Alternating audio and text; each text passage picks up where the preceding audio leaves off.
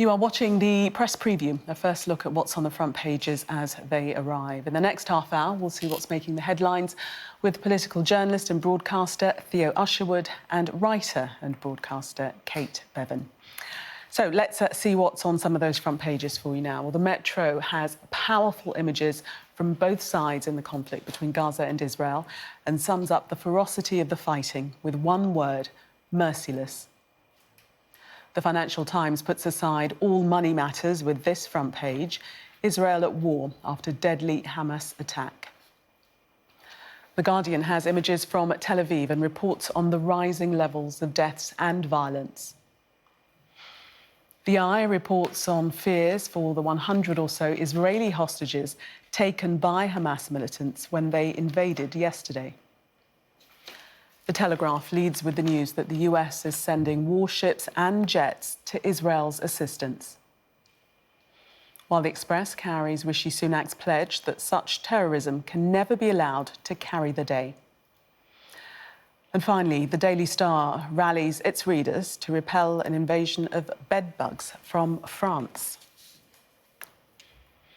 And a reminder that by scanning the QR code you'll see on screen during the programme, you can check out the front pages of tomorrow's newspapers while you watch us. And we are joined tonight by political journalist and broadcaster Theo Usherwood and writer and broadcaster Kate Bevan. Welcome to both of you.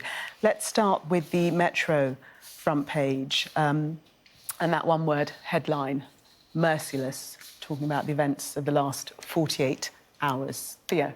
It's rare, isn't it, Gillian, that an event overseas dominates all of the front pages. And of course, the Metro has gone with this headline, focusing in its first paragraph on Israel's response to the events on Saturday morning and that breach of the southern border by Hamas, focusing on the fact that Israel's offensive, or counter-offensive, I should say, which had been promised by Benjamin Netanyahu, who has so far killed 370 people in the Gaza Strip and wounded 2,200, according to Palestinian officials. So Israel unequivocal in its response, and we'll reference later, of course, the Daily Telegraph's front page that Joe Biden, he's just published, the White House has just published a readout of his call with the Prime Minister Netanyahu, has promised to send warships, and as Alistair Bunkle was reporting, that will have a special forces group on should Israel needs support in going to try and find those 100 or so hostages, Israeli hostages, captured by Hamas militants and taken into the Gaza Strip. So this is a powder keg that's already exploded, but the conflict promises to, I mean, it's undoubtedly going to go further. And Kate, the Metro describing it as a new level of horror. Yes, it is. I mean, this has been described as like Israel's 9/11, and actually I don't think that's hyperbole. When you think of the scale of I mean, it's a tiny country, Israel, and the number of dead and the number of hostages, it is on a par, in a way, you know, to think about it, the scale that it hit the US, for the proportionate. And I think what's interesting actually about the Metro front page is, as well as showing the devastation in Israel, it also shows devastation in Gaza, because, you know, it reminds us that Israel is going to come back incredibly hard on Hamas here, and it's not going to. It's, you know, there's going to be destruction everywhere. So many lives are going to be lost. It's just, yeah, it's grim. It is indeed. To the FT front page, also looking at the same story, obviously, there. Also talking about the deadly assault unleashed by Israel on the front lines, and saying that the attack on Israel itself actually was the worst inside the Jewish state's territory since 1948. And that's the formation, of course, Gillian, of the Jewish state.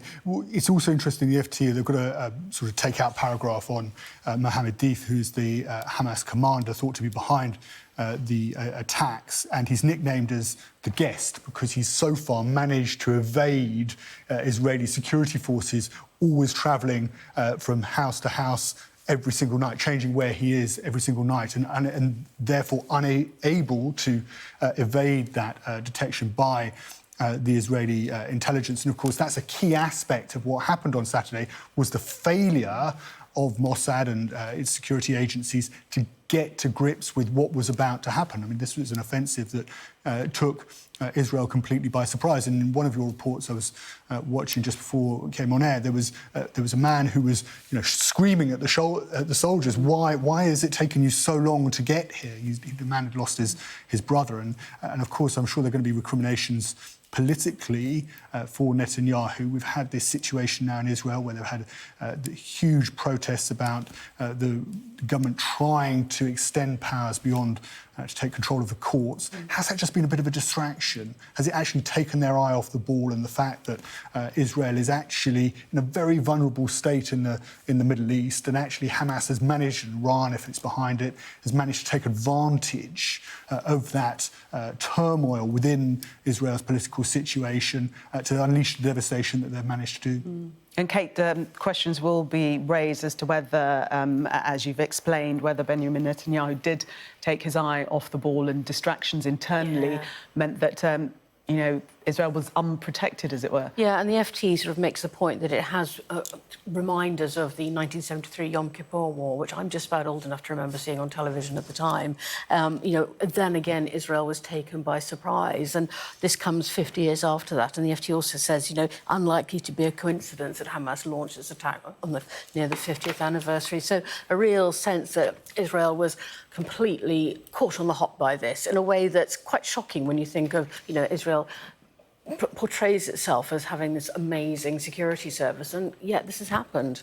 Yes, and something that's come out throughout reporting is the fact that the Israelis are completely shocked, because they'd always felt so protected, and that's why it's really just, taking them off the back foot. I see the FT also sort of likens it. There's a quote from somebody saying it's Yaakov Nagal, who's the former head of Israel's National Security Council, saying it's also like Pearl Harbor. And again, it's that element of, where did this come from? The shot coming out of the air at them. It's absolutely staggering. And again, it parallels with, as you were saying, Kate, 9/11 and the surprise and shock and surprise that America felt in the wake of the attack on the Twin Towers, is that for Israel, they weren't prepared for this, and the complexity of the Hamas attack, using paragliders, attacking from land, breaking with bulldozers to get through the border, and then, of course, attacking going for civilians, the brutality as well. Because 9/11 was the brutality of the civilians as well. And also the hostage-taking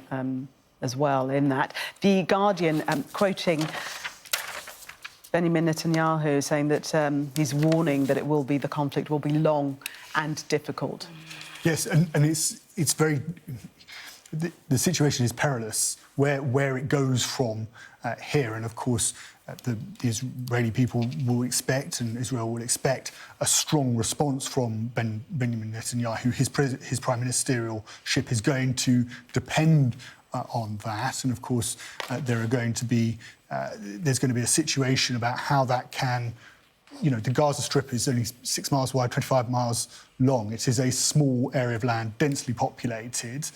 And there is, he'd made the comment advising Gazan citizens to get out, but actually they've got nowhere to go. So how does Israel, and this is the complexity of the military operation that's before it, get in, try and rescue those hostages, deal with those they believe to be behind the attacks, and at the same time minimise civilian casualties as well. And of course the hostages will be spread all over Gaza. Yes, so they're going to be separated. Where they are. Yeah. Yes, and there's a picture actually going back to the front page of the Metro of that Israeli hostage, Noah, who's drinking water, and her father's been speaking to the media, and they still don't know exactly where she is. There's just a picture that was released through Hamas in a hideaway in Gaza, and of course the search is now on. There is Israel does have an intelligence network in Gaza, but of course, can they try to piece together and get those hostages out? It's going to be an incredibly difficult and incredibly complex military operation. Also, using pictures like that, which Hamas is putting out, the young woman sitting there, videos they've been posting, they're really trying to control the media on this. This is the messaging. We've got these people. Come and get us if you dare. It's the taunting almost of it. Yeah. Before we go to the break, just take us to the Telegraph and the response from the United States of America. Theo. Yes, US sending warships, sending its most advanced aircraft carrier plus 6 other ships and a raft of advanced jets. This is the Telegraph report coming from the White House. It's also, Britain is also going to be supporting with intelligence for Israel as well, anything that our intelligence services gather. Now, interestingly, Israel is not part of the Five Eyes network, which of course includes Britain, Australia, UK and New Zealand and Canada as well. So it's the idea, I think, and Rishi Sunak has described this as an act of terror, is that obviously whilst Israel is not in the Five Eyes network, we are going to be doing everything we can. Our intelligence services, MI6, GCHQ, will be doing everything that they can to support Israel and provide also military assistance, but not to the same level, of course, as the United States. I must take a break at this point. Theo and Kate for the minute. Thank you. Coming up, hundreds killed in an earthquake in Afghanistan. We take a look at how The Guardian is covering that story. Do stay with us.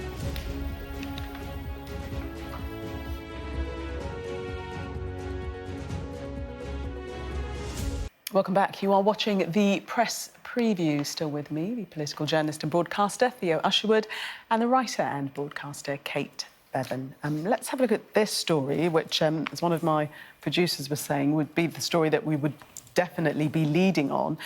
This is the earthquake in Afghanistan. 2,400 people, according to the Taliban, have lost their lives. I mean, this is a huge, huge story.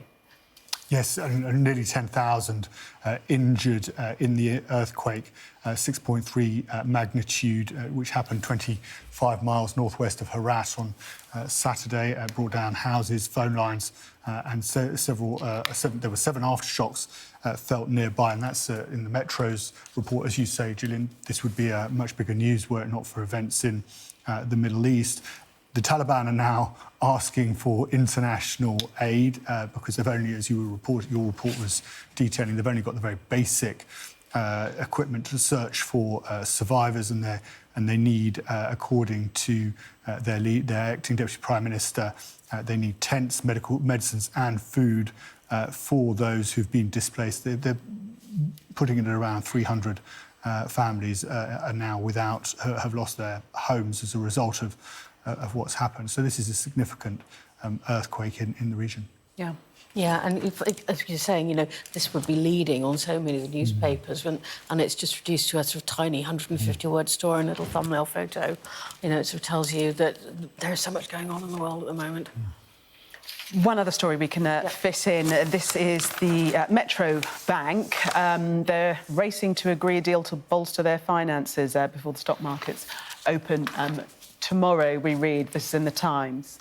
Yes, it's less than 12 hours until the stock markets open, and of course a buyer hasn't been found for Metro Bank, and this is causing some nervousness. And I think it was Mark Kleiman, Sky News' Mark Kleiman, that broke the story earlier on that Santander UK was one of those big banks, along with NatWest, who'd been approached about making a potential bid for Metro. Now, Metro, of course, it went against the model that every other bank, traditional bank, was moving when they were closing branches, moving to telephone banking, moving to apps.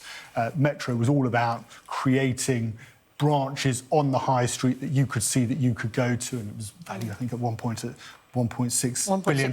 What's it down to now? Down to 70 million, which is just an enormous collapse, really, and it's got problems with their balance sheet, isn't it? And so I do wonder if they're going to make it survive. But the search is on, and I think the race now is to try and find somebody at least to come out and say we're interested in buying it before the stock markets open, because of course that will have significant repercussions if that can't happen. So we should potentially know either way on the Monday at some point. Finally, to this story in the Daily Star, it might need a little bit of explaining, but take us into this story, Kate. This is about the bed bugs, the French bed bugs. So there's a plague of bed bugs in France, apparently, in hotels and on the metro in Paris. And there are fears that travellers will bring the bed bugs, to the UK and spread them around the world. The Star has gone for a 30-year-old television programme. I looked this up earlier. The last episode of Allo Allo, which was, for those who are too young to remember, was a sort of French sitcom set during the war of a village resistance facing the Germans. And it was full of stereotypes about the French. The last episode was in 1992, so it's 30 years ago. So I think it tells you a little bit about who the Star think their audience is, their readers are. And also, I'm just going to note that it should be lay bed bugs, not le bed bugs. But I guess they couldn't fit the S in.